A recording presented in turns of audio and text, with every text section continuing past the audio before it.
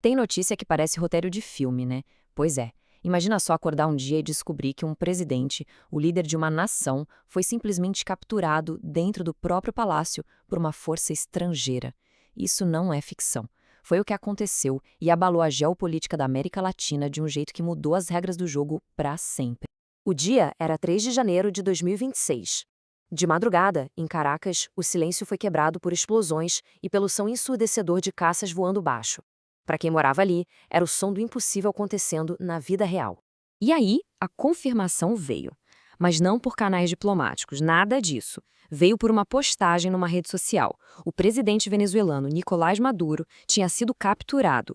Uma ousadia sem precedente. A grande questão é, como isso foi possível?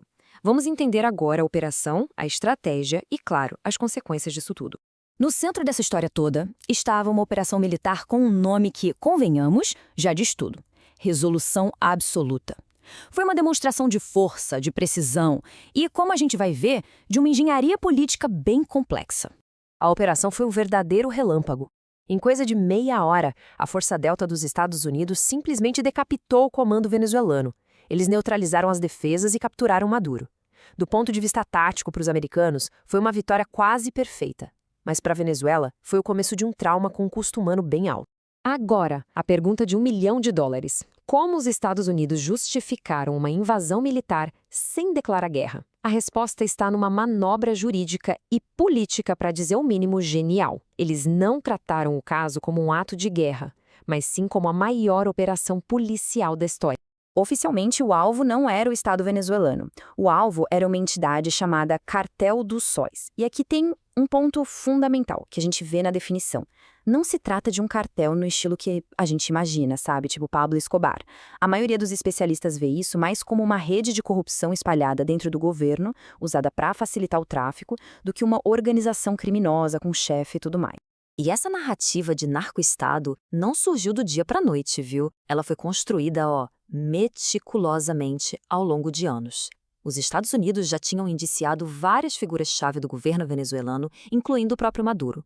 Cada acusação era como um tijolo na construção desse caso, que no fim das contas legitimaria a captura, apresentando-a não como uma invasão, mas como o simples cumprimento de mandados de prisão. O que nos leva à questão central de toda essa história. O Palácio de Miraflores, gente, é uma fortaleza. Como foi possível que uma pequena força de elite tenha entrado e saído de lá com um presidente sem uma batalha gigantesca? A resposta não está só na força bruta, não. Analistas militares são unânimes. Uma vitória conquistada puramente na força teria resultado num banho de sangue e num cerco que duraria muito tempo. Então, o que realmente aconteceu? A explicação mais provável está numa estratégia que vai muito além de balas e bombas. O uso do chamado poder híbrido. E aqui está o segredo da resolução absoluta. A operação não foi apenas um ataque de fora para dentro. Foi uma implosão cuidadosamente arquitetada. Foi uma combinação de uma ameaça militar esmagadora com uma diplomacia secreta. A pressão externa criou o incentivo perfeito para uma traição interna.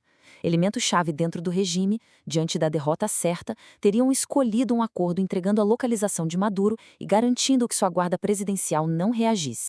Bom, como era de se esperar, a captura de um chefe de Estado não foi um evento local.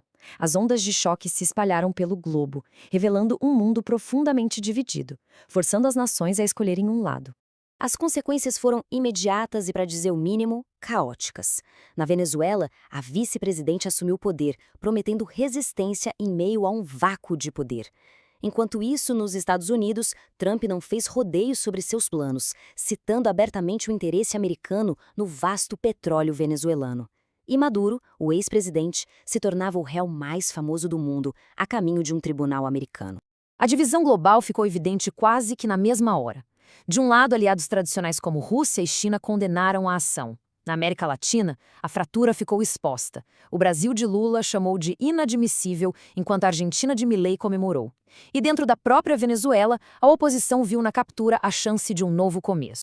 A Operação Resolução Absoluta deixou a Venezuela e o mundo em um território completamente desconhecido. Uma nação riquíssima em recursos agora enfrenta um futuro incerto, com seu líder deposto aguardando julgamento em solo estrangeiro. A questão que permanece não é só sobre o futuro da Venezuela, mas sobre o futuro da soberania em si. Esse ato marcou o início de uma nova era de intervenção ou foi o começo de um conflito ainda maior?